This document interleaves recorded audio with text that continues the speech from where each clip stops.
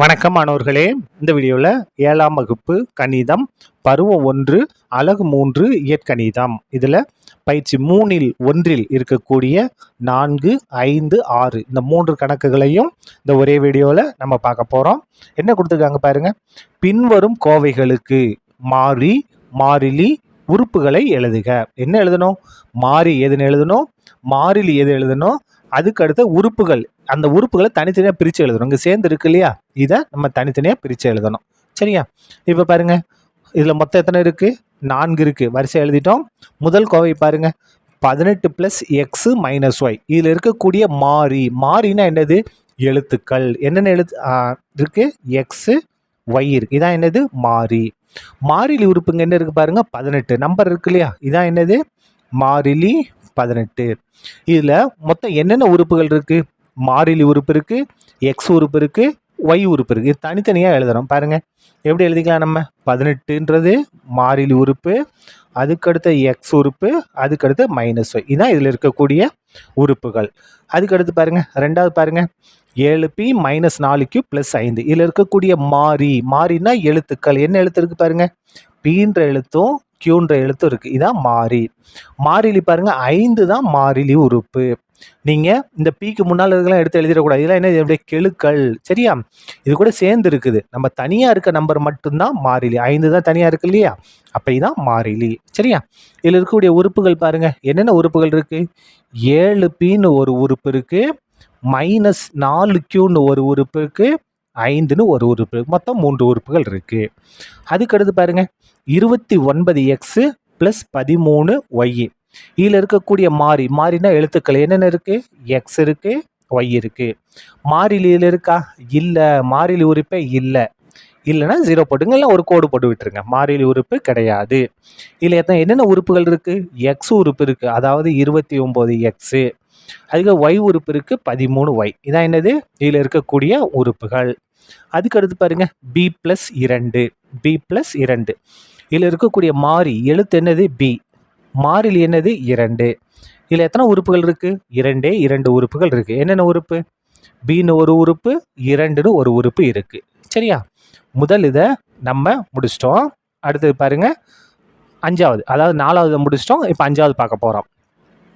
பின் வருவனவற்றுள் ஒத்த உறுப்புகளை வகைப்படுத்துக. இங்கே பாருங்க, இங்கே ஒரு 9 உறுப்புகள் இருக்கு.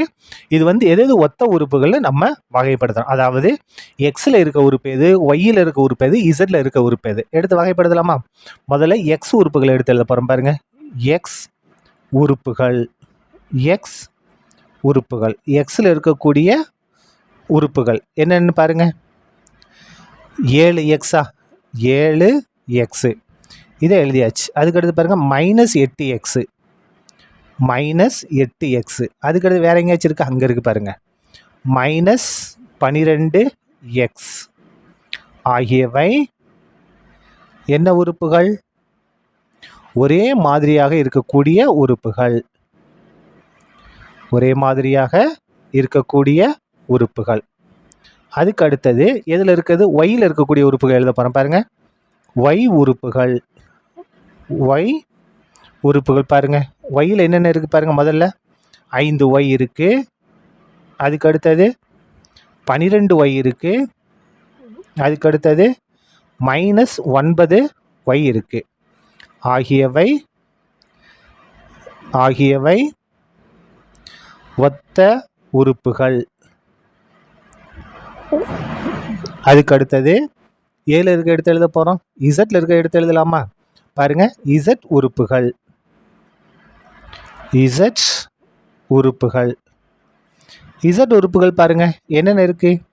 6 இசட். அதுக்கு அடுத்தது ஒரே ஒரு இசட். கடைசியில் 11 இசட். ஆகியவை என்ன உறுப்புகள்? ஒரே மாதிரியாக இருக்கக்கூடிய ஒத்த உறுப்புகள்.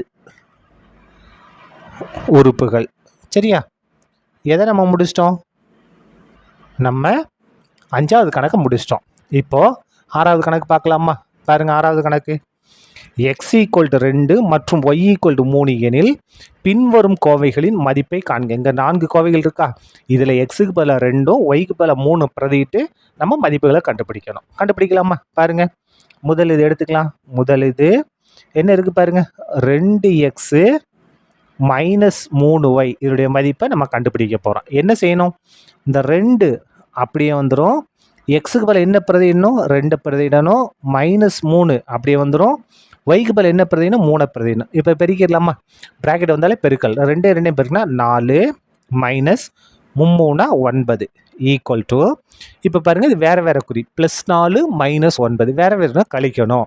அப்போ 9ல் 4 கழிச்சா 5, பெரிய நம்பருக்கு முன்னால் மைனஸ் இருக்கிறதுனால -5. இதான் என்னது முதல் இதோட ஆன்சர். அடுத்தது ரெண்டாவது பாருங்கள், ரெண்டாவது என்ன இருக்குது, x plus y equal to, எக்ஸுக்கு பதில் என்ன பிரதியிடணும், 2ன்னு பிரதியிடணும், ப்ளஸ் போட்டாச்சு, ஒய்க்கு பதில் என்ன பிரதியிடணும், 3ன்னு பிரதியிடணும். அப்போது 2ஐயும் 3ஐயும் கூட்டிட்டோம்னா என்ன வந்துடும், 5. சரியா, எதை முடிச்சிட்டோம், ரெண்டாவதை முடிச்சிட்டோம். அதுக்கு அடுத்தது மூணாவது பாருங்கள், மூணாவது என்ன இருக்குது, 4y minus X equal to, இந்த 4 அப்படியே வந்துடும், ஒய்க்கு பதிலாக என்ன பிரதியிடணும், 3ன்னு பிரதியிடணும், மைனஸ் அப்படியே வந்துடும், எக்ஸ் இருக்கா, எக்ஸுக்கு பதிலாக என்ன பிரதியிடணும், 2ன்னு பிரதியிடணும், ஈக்குவல் டு 4ஐயும் 3ஐயும் பெருக்குனா 12 -2 அப்படியே வந்துடும். அப்போ பாருங்கள், 12ல் 2 கழிச்சா என்ன வந்துடும், 10, 12ல் 2 கழிச்சா 10. அதுக்கு அடுத்தது லாஸ்ட் இது நாலாவது பாருங்கள், x plus y x plus 1 minus y equal to, x இருக்கா முதல்ல, இந்த எக்ஸுக்கு பதிலாக 2 பிரதியிடணும், இந்த ப்ளஸ் 1 அப்படியே வந்துடும், மைனஸ் ஒய் இருக்கா, ஒய்க்கு பதிலாக என்ன பிரதியிடணும், 3 பிரதியிடணும், எக்ஸுக்கு பதிலாக 2 பிரதிட்டோம், இந்த 1 அப்படியே வந்துருச்சு, மைனஸ் அப்படியே போட்டோம், ஒய்க்கு பதிலாக 3 பிரதிட்டாச்சு. இப்போ பாருங்கள் 2 1 கூட்டினா 3, இந்த -3 அப்படியே இருக்கட்டும், 3 -3, 3லேருந்து 3 கழிச்சா என்ன வந்துடும், 0 வந்துடும். இதான் என்னது, நமக்கு தேவையான கோவைகளின் மதிப்புகள். இதோட இந்த வீடியோ முடிந்தது. நன்றி.